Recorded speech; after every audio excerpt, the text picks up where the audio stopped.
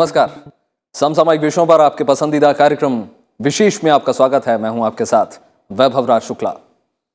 बीते कुछ समय से आप समाचारों में नागरिकता संशोधन कानून को लेकर लगातार हिंसा, आगजनी और पुलिस प्रशासन पर हमलों की तस्वीरें देख रहे होंगे।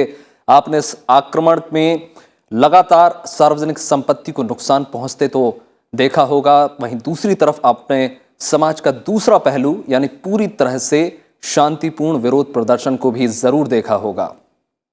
पर गौर करने वाली बात यह रही कि हमने देखा कि अधिकतर लोगों को इस बिल की जानकारी ही नहीं थी। वो भी बहकावे और अफवाहों के जाल में इस कदर फंसे कि उनकी आंखों में विरोध की ऐसी ज्वाला जगी कि उन्होंने देश की संपत्ति को नुकसान करने से पहले इस कानून को पढ़ना भी जरूरी नहीं समझा। विरोध करने की इजाजत तो हमको संविधान भी देता है, पर उसका यह मतलब नहीं कि आप बेकाबू होकर हिंसक हो चलें और कानून को अपने हाथों में ले लें।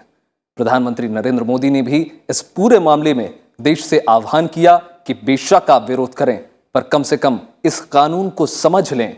उन्होंने साफ किया कि इस कानून का देश में रह रहे किसी भी नागरिक से कोई लेना देना नहीं है, ना ही यह कानून के अधिकारों को छीनता है। उन्होंने भड़काऊ तत्वों और विपक्ष की भूमिका पर भी सवाल उठाए। तो आज विशेष में हम बात करेंगे नागरिकता संशोधन कानून को लेकर फैलाई जा रही अफवाहों की, जानेंगे कि सच्चाई क्या है।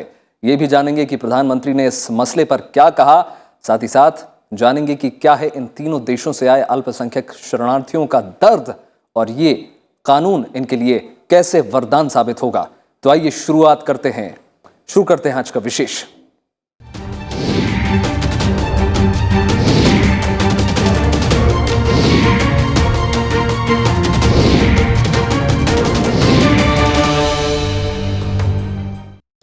नागरिकता संशोधन कानून पर क्या लोगों को सही जानकारी है? सीएए और एनआरसी के बीच लोगों में उलझन का आलम यह है कि लोग अफवाहों के चक्कर में आकर प्रदर्शन में जुटे हैं। रविवार को प्रधानमंत्री नरेंद्र मोदी ने दिल्ली में रैली के दौरान सीएए और एनआरसी से जुड़ी अफवाहों पर खुलकर बोले। कोई भी गलत जानकारी कितनी घातक हो सकती है, उसका बड़ा उदाहरण देश में हुआ विरोध प्रदर्शन है। नागरिकता संशोधन कानून के खिलाफ सड़कों पर उतरे लोगों को सोशल मीडिया के जरिए नागरिकता को लेकर वो जानकारी मिली जो उन पर लागू ही नहीं होती। देश के संसद से कोई भी कानून पूरी चर्चा और वाद विवाद के बाद ही पारित होता है।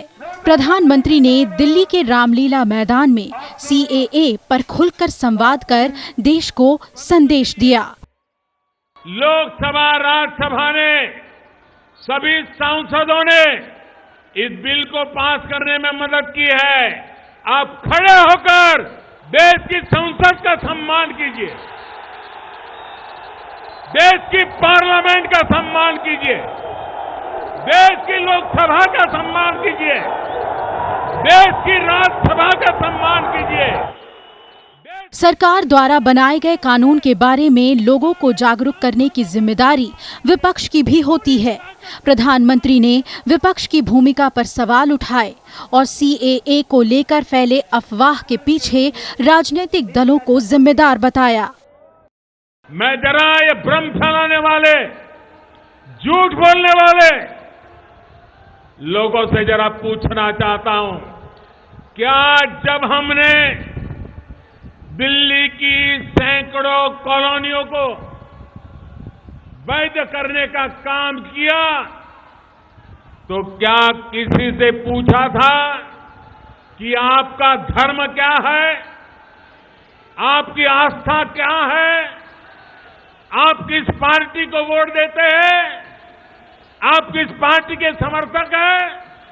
भाइयों बहनों, मैं ये जो झूठ बोलने वाले हैं मैं उनको चुनौती देता हूं, जाइए मेरे हर काम की पड़ताल कीजिए। कहीं पर दूर दूर तक भेदभाव की बू आती है तो देश के सामने ला करके रख दीजिए। देश में सीएए और एनआरसी को लेकर व्याप्त गलतफहमी पर प्रधानमंत्री ने जवाब दिया। क्या नागरिकता संशोधन कानून देश के नागरिकों पर असर डालता है? क्या एनआरसी पूरे देश में लागू किया जाएगा?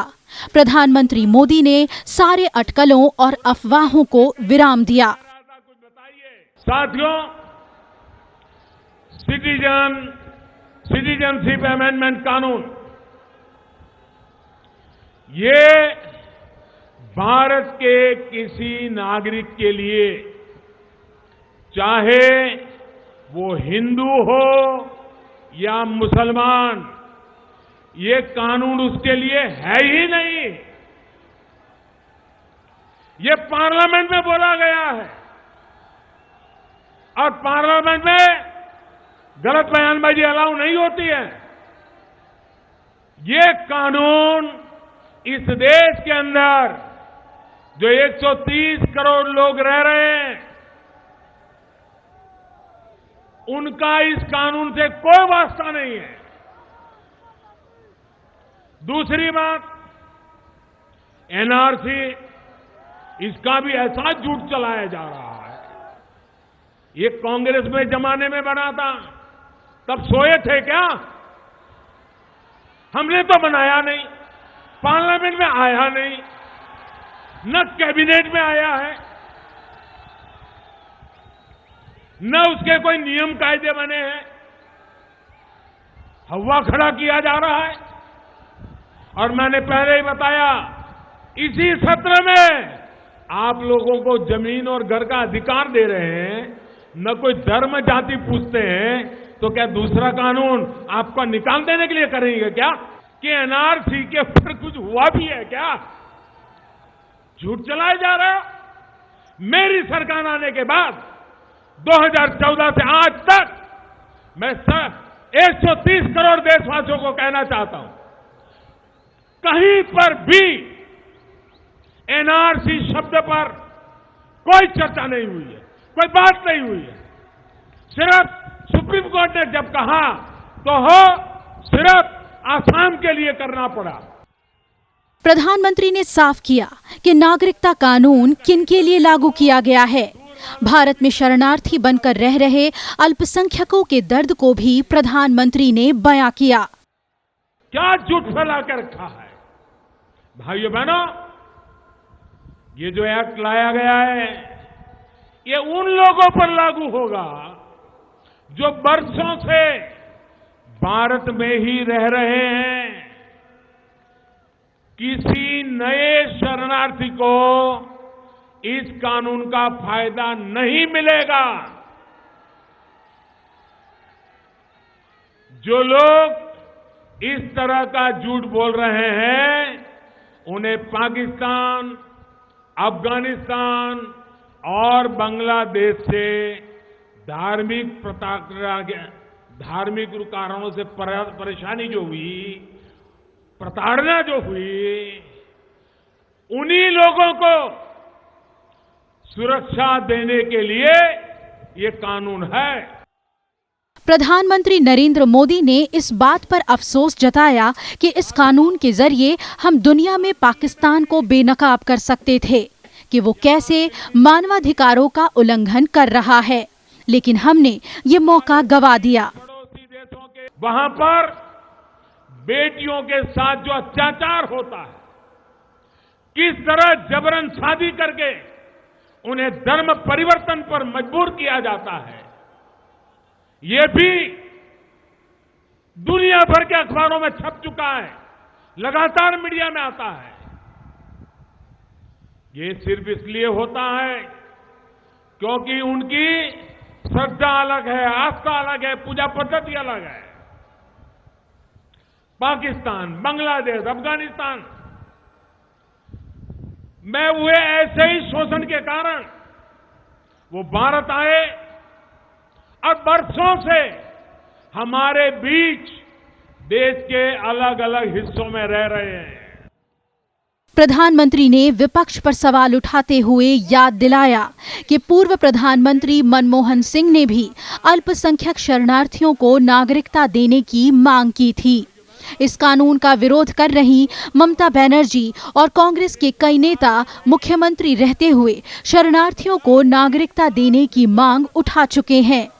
प्रधानमंत्री ने देश के युवाओं से शांति और एकता की मिसाल पेश करने की अपील की। Bureau report, Rajya Sabha TV.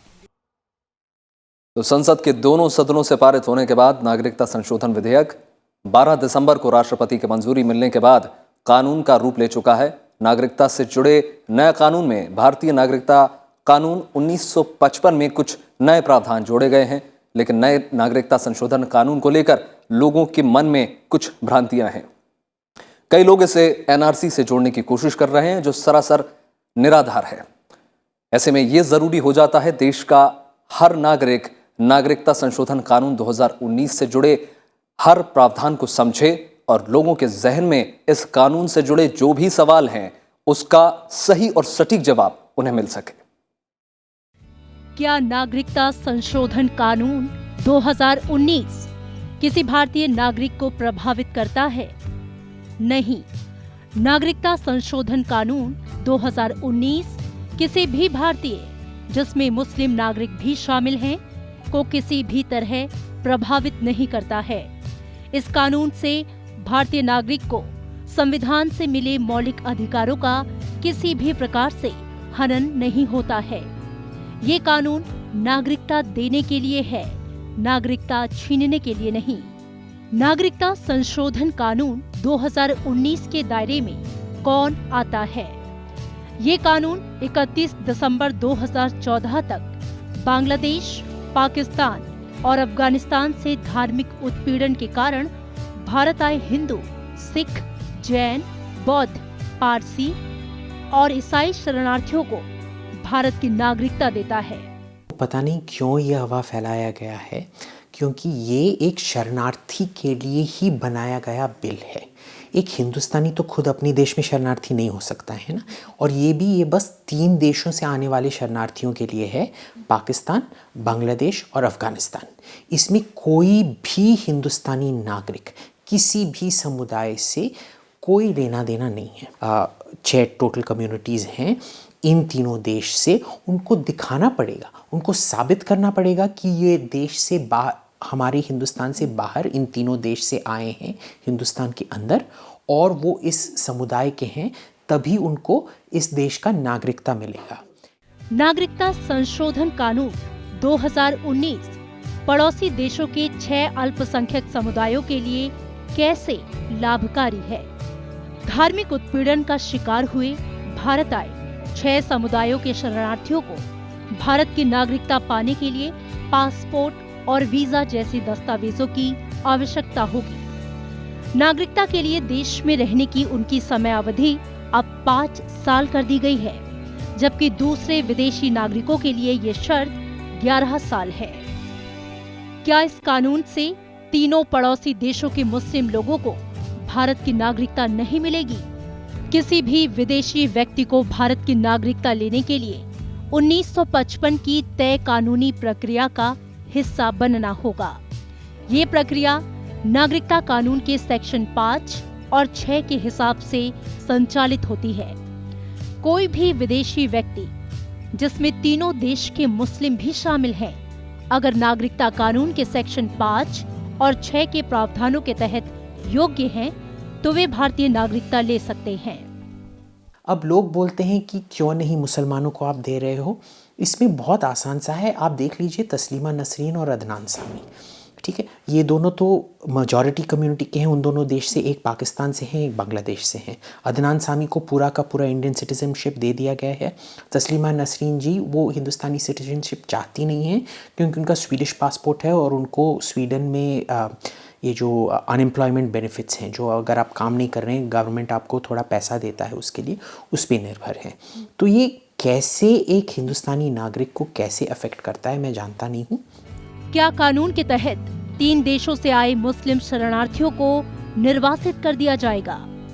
नहीं, ये कानून किसी भी विदेशी नागरिक के निर्वासन से संबंधित नहीं है।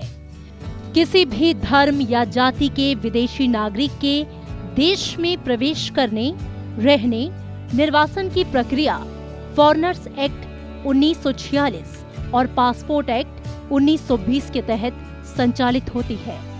क्या किसी दूसरे देश में भी धार्मिक उत्पीड़न के शिकार हिंदू नागरिकता संशोधन कानून 2019 के दायरे में आएंगे? नहीं, ऐसे लोगों को किसी भी अन्य विदेशी नागरिक की तरह ही नागरिकता के लिए आवेदन करना होगा। नागरिकता संशोधन कानून 2019 के तहत उन्हें किसी तरह की प्राथमिकता नहीं दी जाएगी। क्या नागरिकता संशोधन कानून 2019 जाति, लिंग और भाषा के आधार पर उत्पीड़न को भी शामिल करता है? नहीं, ये कानून केवल 3 पड़ोसी देशों के 6 अल्पसंख्यक समुदायों को सिर्फ धार्मिक उत्पीड़न के आधार पर नागरिकता प्रदान करता है। दुनिया के किसी भी हिस्से में किसी भी प्रकार के उत्पीड़न के शिकार लोग एक विदेशी नागरिक की तरह ही नागरिकता कानून 1955 के नियमों के आधार पर नागरिकता के लिए आवेदन कर सकते हैं। हम मानते हैं कि इन देशों में कई किस्म के शोषण हो सकते हैं, बस धर्म के नाम पे शोषण नहीं हो सकता है, जेंडर के नाम पे शोषण हो सकता है, हर चीज़ पे शोषण हो सकता है। उनके लिए हमने क्या किया है कि आप नॉर्मल तरीके से, हिंदुस्तान तो सभी को सिटीजनशिप देता है, पर आप नॉर्मल तरीके से आ जाओ, शरणार्थ आपको इमीडिएटली मिल सकता है। जैसे तस्लीमा नसरीन जब आई थी उनको तो इमीडिएटली शरणार्थ दे दिया गया था। शरणार्थ और नागरिकता में एक डिफरेंस है, ये हमको समझना चाहिए। जब वो शरणार्थ लेके आते हैं फिर केस बाय केस बेसिस पे देखा जाएगा कि उनके साथ क्या शोषण किया है और फिर उनको नागरिकता दिया जाएगा। क्या नागरिकता संशोधन कानून 2019 का अगला पड़ाव एनआरसी है? नहीं, नागरिकता संशोधन कानून 2019 का एनआरसी से कोई संबंध नहीं है।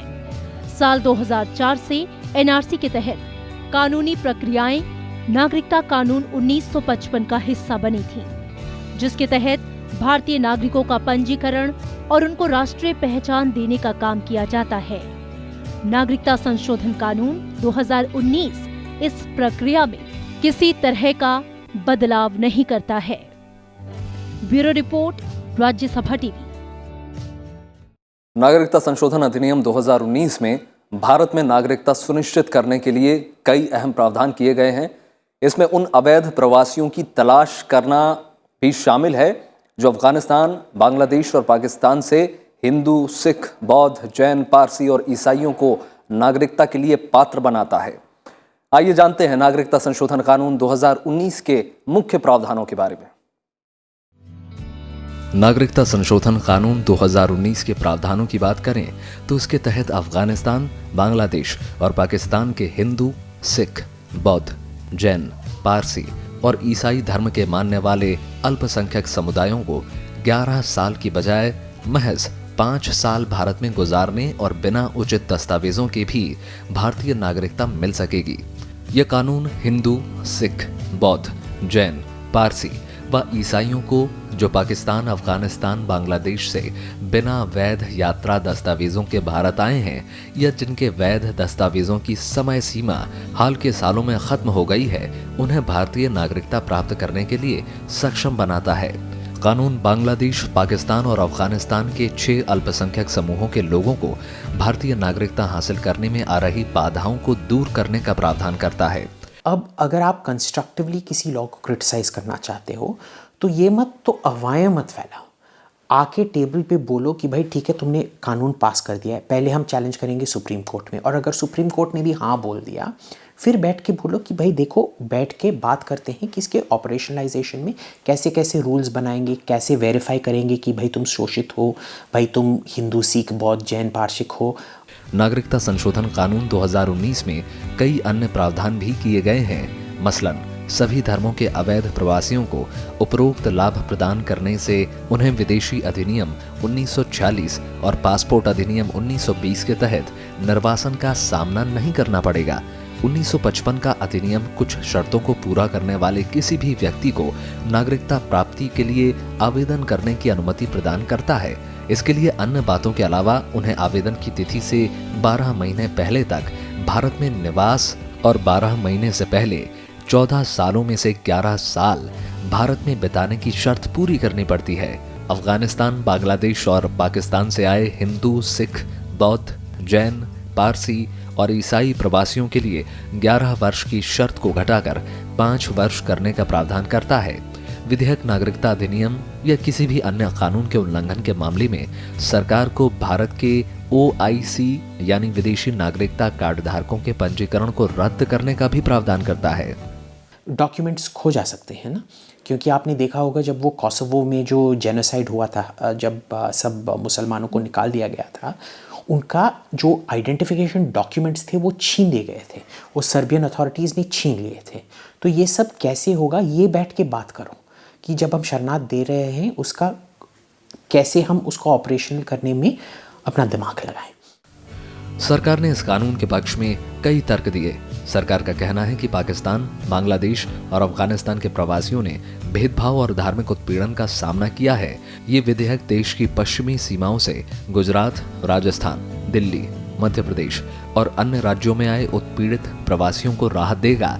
इन 6 अल्पसंख्यक समुदायों सहित भारतीय मूल के कई लोग नागरिकता अधिनियम 1955 के तहत नागरिकता पाने में असफल तो रहते ही हैं और भारतीय मूल के समर्थन में साक्ष्य देने में भी असमर्थ रहते हैं। इसीलिए उन्हें देशीयकरण द्वारा नागरिकता प्राप्त करने के लिए आवेदन करना पड़ता है। देशीयकरण की लंबी प्रक्रिया से इन 3 देशों के 6 अल्पसंख्यक समुदायों को अवैध प्रवासी माना जाता है और भारतीय नागरिकों को मिलने वाले लाभ से इन्हें वंचित रहना पड़ता है। इस कानून में शामिल प्रावधान केंद्र सरकार के विवेकाधिकार का दायरा बढ़ाता है। सरकार अब किसी भी कानून के उल्लंघन किए जाने पर OCI पंजीकरण रद्द कर सकती है। ऐसे में किसी प्रवासी को जो भारत में रह रहा है फौरन देश छोड़ के जाना पड़ सकता है। Bureau report, Rajya Sabha TV. देश में एक तरफ जहां नागरिकता संशोधन कानून के विरोध की तस्वीरें हमको देखने को मिली, तो वहीं कुछ ऐसे लोग भी हैं जिनके चेहरे पर मुस्कान है। भारत के अलग अलग हिस्सों में रह रहे शरणार्थियों का दर्द बरसों पुराना है। पड़ोसी मुल्कों के उत्पीड़न के शिकार अल्पसंख्यक शरणार्थियों के लिए CAA उम्मीद की एक किरण बनकर आई है। आइए आपको मिलवाते हैं देश की राजधानी दिल्ली में नागरिकता मिलने के इंतजार में बैठे शरणार्थियों से।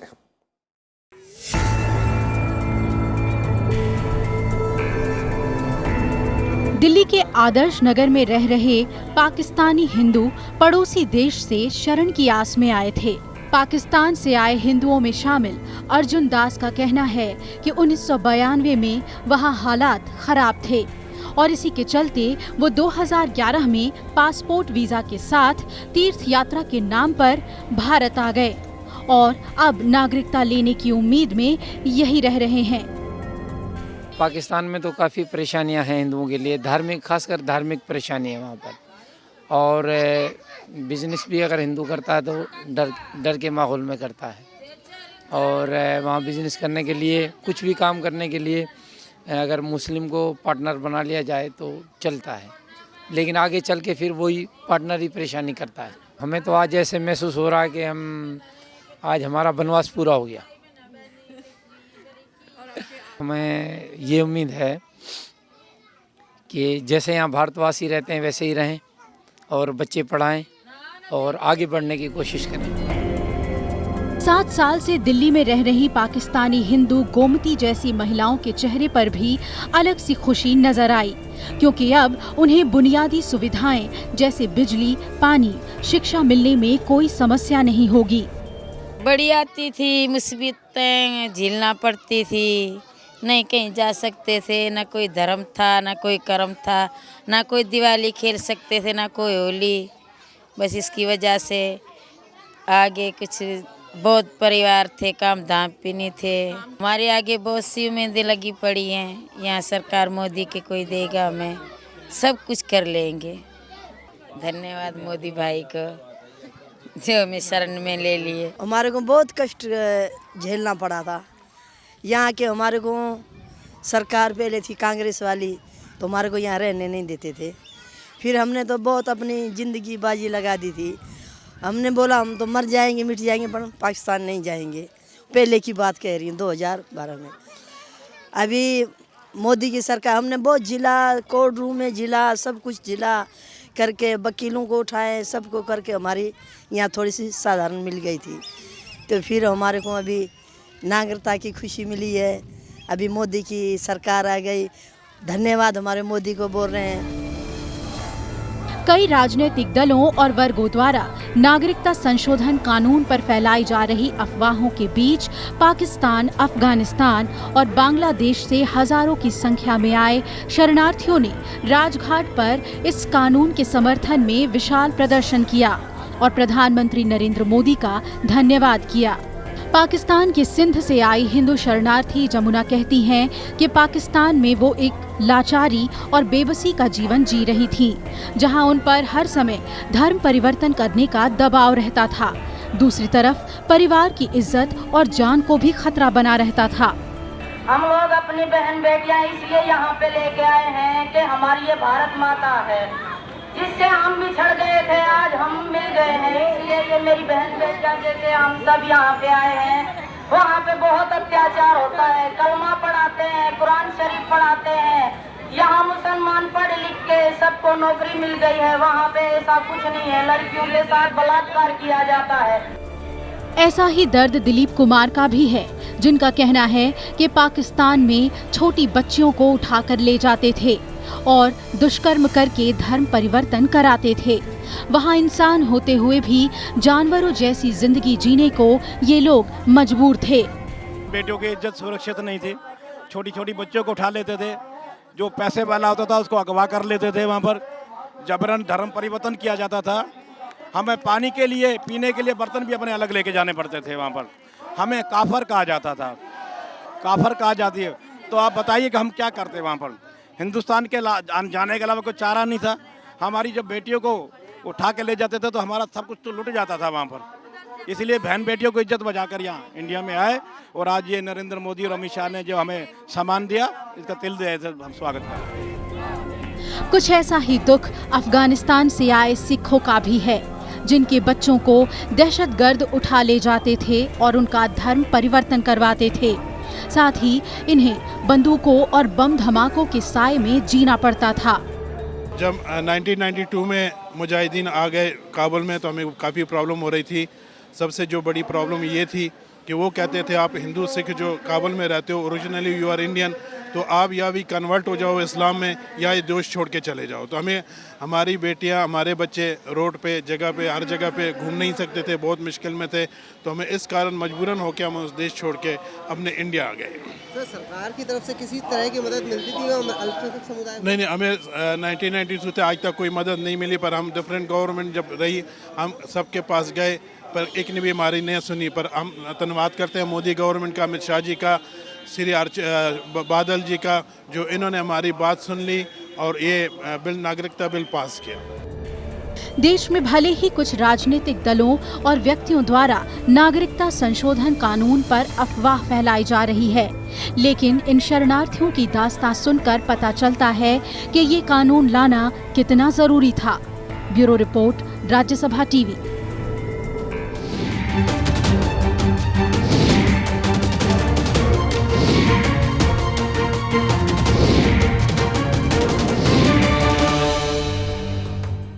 तो ये था आज का विशेष। उम्मीद है आपको विशेष का ये अंक पसंद आया होगा। आप ये हमारा कार्यक्रम YouTube पर भी देख सकते हैं, जहां हमें आपकी प्रतिक्रियाओं और सुझावों का हमेशा इंतजार रहता है। बाकी देश और दुनिया की तमाम बड़ी खबरों के लिए जुड़े रहिए राज्यसभा टेलीविजन के साथ। नमस्कार।